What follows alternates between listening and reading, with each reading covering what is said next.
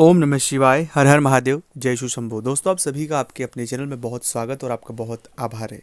जब कभी भी हमें ऐसा लगता है कि हमारे घर में किसी व्यक्ति ने कुछ करवा रखा है, बहुत दिनों से, बहुत महीनों से, कुछ वक्त से घर में स्ट्रगल ख़त्म ही नहीं होती, या तो हमारे काम नहीं बनते, घर में विवाह शादी नहीं होती, कोई ना कोई हमेशा बीमार बना रहता है, घर में कुछ ऐसी चीज़ें घटित होना कुछ समय से लग जाती है कि हमें समझ ही नहीं होता है कि जीवन में क्या चल रहा है। एक परेशानी गई नहीं, दूसरी परेशानी शुरू हो जाती है। ऐसा सामान्य परिस्थितियों में नहीं होता है, ये विशेष परिस्थितियों में होता है कि ये परेशानियाँ एक वक्त से हमारा पीछा छोड़ने का नाम ही नहीं ले रही है। हम बहुत परेशान हो जाते हैं, कई बार सोचते भी हैं कि क्या हो चुका है। तब हमारे मन में ये प्रश्न उठता है कि कहीं किसी व्यक्ति ने हमारे घर में कुछ करवा तो नहीं दिया है, अगर करवा दिया है तो किसने करवाया।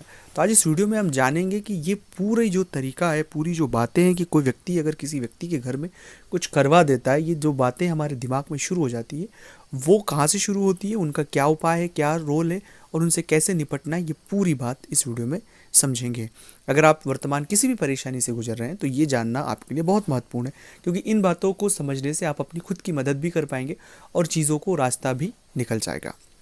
अगर अभी तक आपने चैनल को सब्सक्राइब नहीं किया है, चैनल से नहीं जुड़े हैं, प्लीज़ आप चैनल को सब्सक्राइब करके जुड़ जाए, कमेंट्स में भोलेनाथ का नाम लिखें। और अगर आप चाहते हैं अपनी कुंडली का विश्लेषण हमसे करवाना, स्क्रीन पर नंबर चल रहे हैं, आप व्हाट्सएप पर अपॉइंटमेंट लेकर हमसे बात कर सकते हैं, उसका फीस शुल्क लागू है। दोस्तों, जब कभी भी कोई व्यक्ति बहुत परेशानियों में आ जाता है, उलझ जाता है, तो उसे ऐसा लगता ही है, पर कुछ संकेत हैं जिन संकेतों को हमें समझने की आवश्यकता है। जैसे कि अगर हम घर में जाते ही हमारा मन नहीं लगना, हमारा जब मन नहीं लगना शुरू हो जाए, घर में जाते से हमें बहुत ही ऐसा उचावटन सा लगे कि घर से कहीं बाहर जाए, बाहर रहते तो बहुत अच्छा लगता है लेकिन घर में आने के बाद हमें बहुत नेगेटिव फील होता है। दूसरा ऐसा कि हमें एक बदबू हमारे इर्द गिर्द महसूस होती है, ऐसी बदबू जो हमने कभी महसूस नहीं की हो, उस तरह की बदबू आना। तीसरा है कि अचानक से इस तरह के सपने मन में आना, इस तरह से सपने आना कि जिन सपनों का कोई सेंस नहीं है और बार बार एक ही तरह के सपने आना। चौथा ये होता है कि हम एक अज्ञात डर से अपने इर्द गिर्द ऐसा अज्ञात डर कि ऐसा हो जाएगा, ये हो जाएगा, एक इतनी नकारात्मकता हमारे इर्द गिर्द हो जाती है कि जिससे हम चाह कर भी बाहर नहीं निकल पाते। और अगली चीज़ ये भी होती है कि बार बार व्यक्तियों को आर्थिक हानि होती ही रहती है, जो भी पैसे हैं वो नुकसान हो रहे हैं, तमाम प्रकार से वो एक नेगेटिविटी की ओर घिर रहा है। ऐसी किसी भी परिस्थिति में अगर व्यक्ति बार बार फंस रहा है तो कुछ बातें जिन्हें समझ लेना आवश्यक है। ऐसी परिस्थिति जब कभी भी किसी जातक के साथ होती है तो वो शनि और राहु की वजह से होती है। किसी भी व्यक्ति ने आपके घर में कुछ भी नहीं करवा के रखा है, आप राहु और शनि के फेर में आ चुके हैं, खासकर राहु के फेर में आ चुके हैं, उस वजह से इतनी तकलीफ और परेशानियां आपके साथ हो रही है। तो इससे जो बचने के उपाय है वो भी मैं आपको इस वीडियो में बताऊंगा। परेशानी तो आपको पता लगी गई है कि क्या परेशानी, लेकिन हल क्या है। हल के स्वरूप में कुछ चीज़ें हैं जिन्हें आपको बहुत बहुत ध्यान रखना चाहिए। सबसे पहला हल है कि अपने घर में नियमित आप बजरंग बाण का पाठ करें।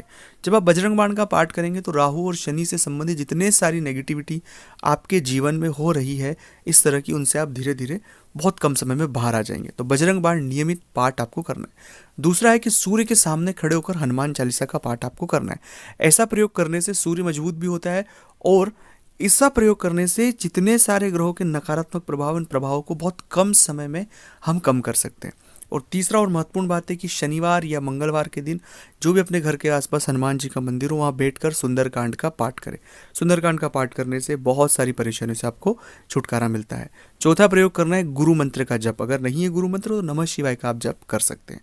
और पांचवा कि फिर भी परेशानी नहीं तो स्क्रीन पर नंबर चल रहे, व्हाट्सएप पर अपॉइंटमेंट लेकर बात करें। हम केवल हमारी परेशानियों में बहुत उलझ जाते हैं।